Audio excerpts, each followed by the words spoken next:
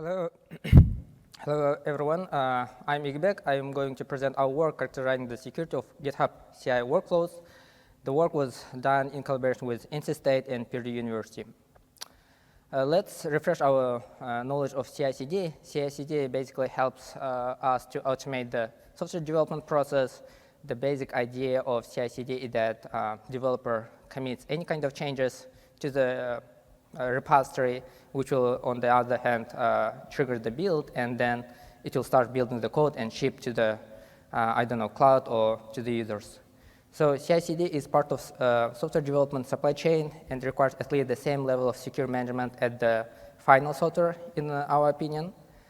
And what is the GitHub Actions? GitHub Action is one of platforms that supports CI/CD pipeline, such as Travis, CircleCI, and others. So it has a lot of features. One of the interesting features is that it supports third-party plugins, allows to self-host the runner itself on your own machines, and it makes it easy to manage the secrets. Recent years, GitHub Action gained tremendous popularity in usage among especially open source software because of its tight integration with the GitHub itself, so developers don't need to go to the outside, to third party, and can immediately start using GitHub Actions. Let's go a little bit details. So what is a workflow? To create the workflow, you just need to create the configuration file under the .github workflows folder inside your repository. Workflow can be triggered using several execution triggers. The workflows can contain several jobs that can run sequentially or in parallel manner, and each job will contain several steps. And the steps can be regular commands or can be basically third-party plugins that run the code themselves. And there are, in general, 3 ways to reference third-party plugins, which are using the tag name, branch name, or commit hash. In this paper, we've tried to answer to the 3 main research questions that we had. The first one is, what are the security properties that need to be held to have a secure CI/CD pipeline? Second one is, how does GitHub Action compare to other CI/CD platforms according to our defined security properties? And how developers basically use the GitHub Actions, are they using it secure way or not? We defined in this paper 4 security properties, which are admittance control, execution control, code control, and access to secrets. Admittance control is when only authorized people can add or modify or edit the workflows to the repository. Execution control is only authorized people can basically configure the triggers for the workflow. Code control is when you control what code run as part of the workflow. And access to secrets is basically you need to be keeping your secrets securely, and only steps with direct access to it should be able to access the secrets. Let's compare GitHub Actions default permission with other. So in general, we compared the GitHub Action with 4 different CI/CD platforms, which are Travis CI, CircleCI, Jenkins, and GitLab. By default, GitHub Actions give the right permission to the code itself.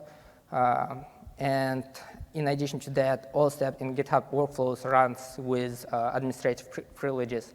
Combined with these 2, with the permission and the administrative privileges, we think that it increased the security risk of the GitHub Action in general.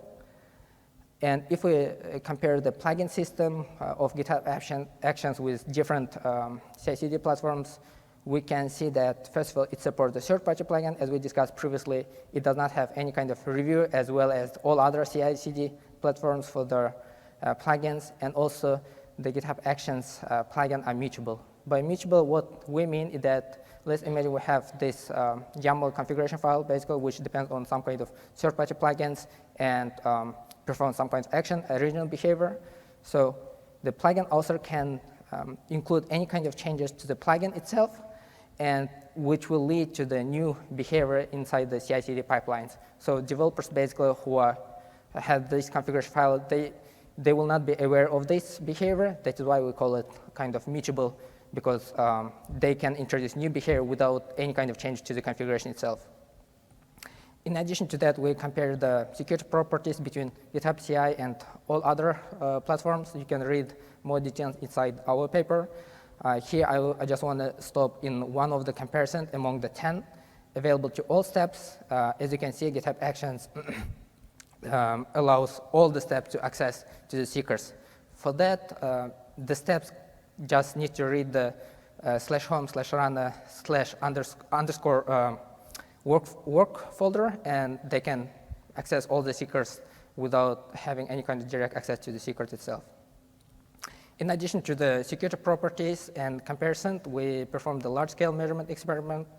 To achieve that, we gathered the repository names from GS archive and basically crawled the GitHub to get all the repositories with the workflows that is available and stored all the workflows inside the MongoDB to further analyze them. You can access all our data set from the repositories, as you can see in this slide. So during our measurement, we had several questions. The first question was, do developers update their default permissions? So GitHub allows you to update the default permissions of the workflow if needed, but we found that only 0.2% of all the workflows customize their permissions. And among those, only 62% set the workflows to read only.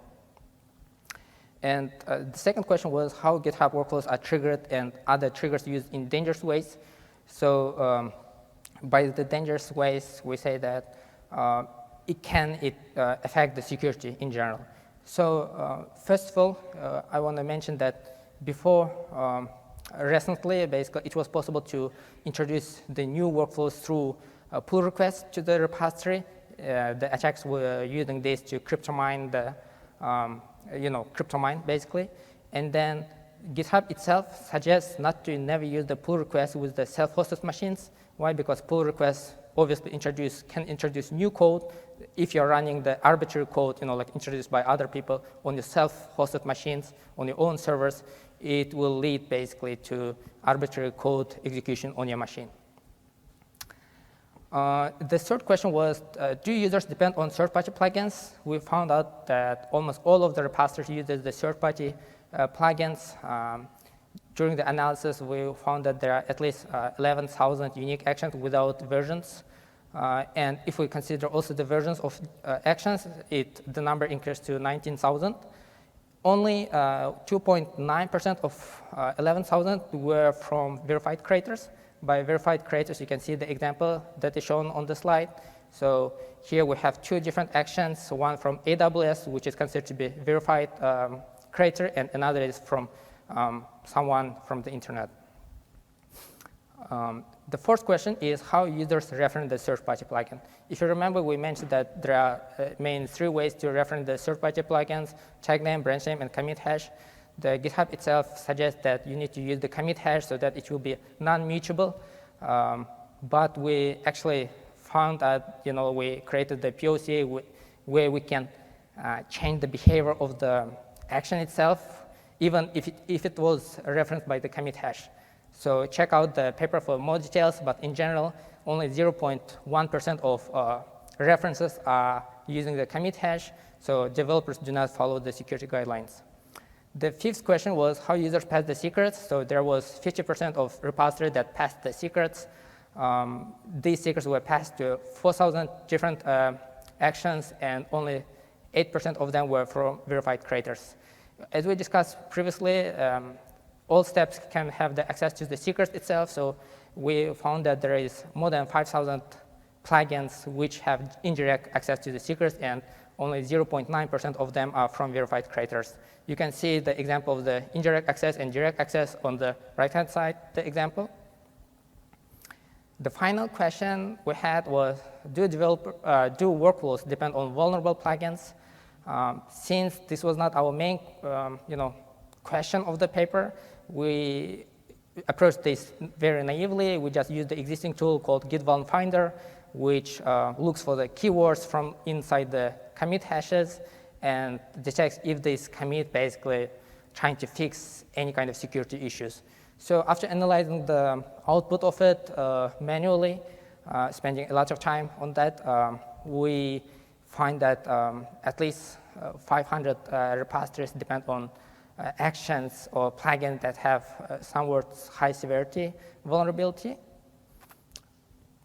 In conclusion, we define 4 security properties that must be held in CI/CD pipeline and compare the GitHub action with other CI/CD platforms.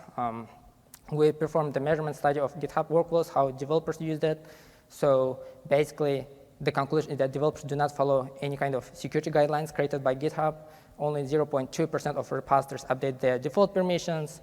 There are close to 300 repos that use the pull request triggered workflows that run in the self-hosted machines. Almost all of the third-party plugin references are mutable, and there are more than 500 repos that reference the action version with high severity vulnerability. We notified all of these authors, and basically some of them get patched. We have some of the results back in the papers for details. Takeaway is that CI/CD right now has become highly dependent on third-party plugins. When in late it was mostly bash script kind of things, but right now it's depend on a lot of third-party plugins. Despite the security guidelines, developers do not follow the guidelines. Therefore, platforms might need to have secure default settings instead of trusting users to use it securely. And CI/CD platforms require more research from security professionals. You can check out our paper and projects using the website and the repository, and feel free to ask questions on Slack or directly after the talk. Thank you.